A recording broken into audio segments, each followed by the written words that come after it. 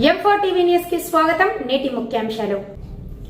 M4 TV news ప్రేక్షకులకు నిజాయితీగా, నిర్భయంగా ఎప్పటికప్పుడు తాజా కబుర్లు, భక్తి గీతాలు m4tvnews.com వెబ్సైట్ యాప్లో ప్రచురితం, ప్రత్యేక ప్రసారం చేస్తుంది. వార్తలు, ప్రకటనల కోసం సంప్రదించవలసిన సెల్ ఫోన్ నెంబర్లు 9666665026 9014163335.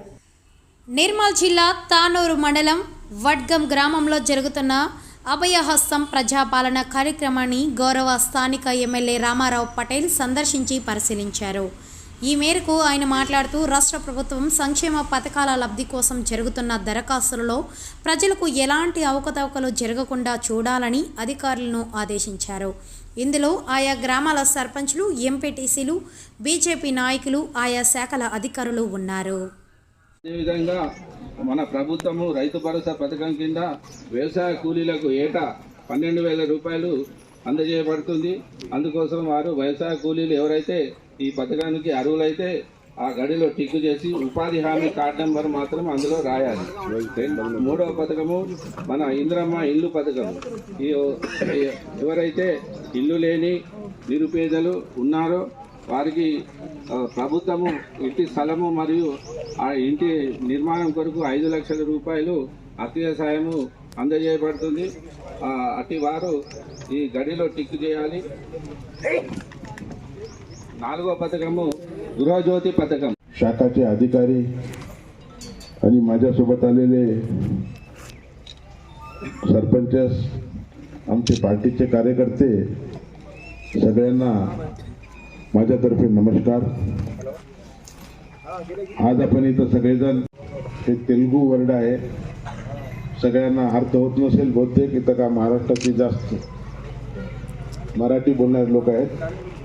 प्रजापालना म्हणजे सरकार आपल्या दारी, जे आज महाराष्ट्राचं सरकार तयार केलं एकनाथ शिंदेने, सरकार आपल्या दारी येऊन आपले जे समस्या आहेत, आपल्याला जे कठीणाई आहे गावामध्ये, त्याच्यासाठी प्रजा आपल्या तानूरला जाऊन, मैशाला जाऊन, निर्मलला जाण्यापेक्षा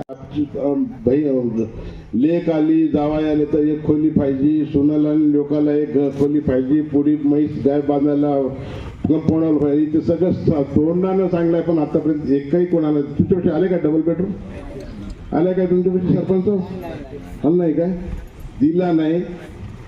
हे सरकार 5 लाख रुपये आपल्या जागेवरच आपण घर बांधण्यासाठी 5 लाखाच्या वर आपल्याला लागू शकते.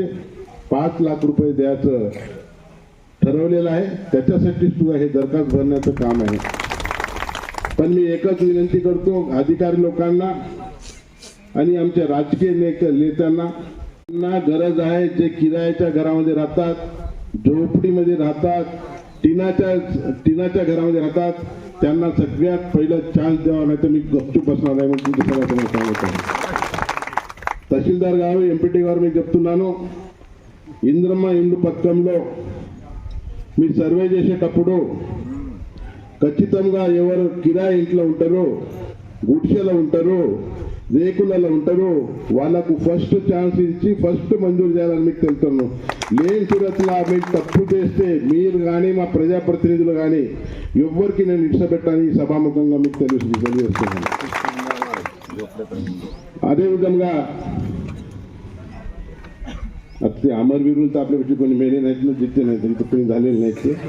ते गरज घ्या का, म्हणजे आपल्याला आरोग्यश्री लागते, कुठं ऑफिसमध्ये बँकेमध्ये अकाउंट खोलायचं असेल तरी राशन कार्ड लागते. त्याच्याकरता सगळ्यांना विनंती करतो की राशन कार्ड तर याच्यामध्ये नाही, या ॲप्लिकेशनमध्ये नाही, पण तुम्ही दुसरं ॲप्लिकेशन देऊन एक कागदावर लिहून ते कागद सबमिट करा. मी तुम्हाला सगळ्यांना विनंती करतो.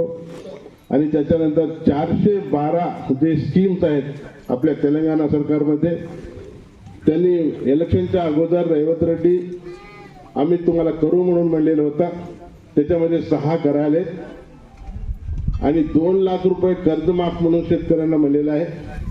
ते या स्कीममध्ये आज दिला नाही. आम्ही जरूर असेंब्लीमध्ये 2 लाख 100 दिवसाची अवधी दिलो त्यांना. 100 दिवसामध्ये जर हे त्यांचे 400 जे स्कीम्स आहेत ते जर पूर्ण करणं गेलं तर आम्ही सरकारला भांडू आणि हे तुम्ही जे आश्वासन दिलं ते पूर्ण करा म्हणून त्याच्यासोबत लागून ठेवू नये तुम्हाला सगळ्यांना आश्वासन देतो. मित्रांनो, आज 75 वर्षापासून बरेच आपले मुधोळ तालुक्यातले लोक एकदा भारतीय जनता पार्टीचा झेंडा मुधोळवर यावा म्हणून सगळ्यांचा विचार होता. तुमच्या सगळ्याच्या आशीर्वादानं, ईश्वराच्या आशीर्वादानं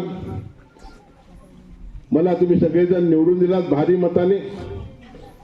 मला दिलेलं देवानं जे दिलेलं 5 वर्षाची संधी तुमच्यासाठी, गोर गरिबांसाठी सदा सेवेमध्ये हजर राहील.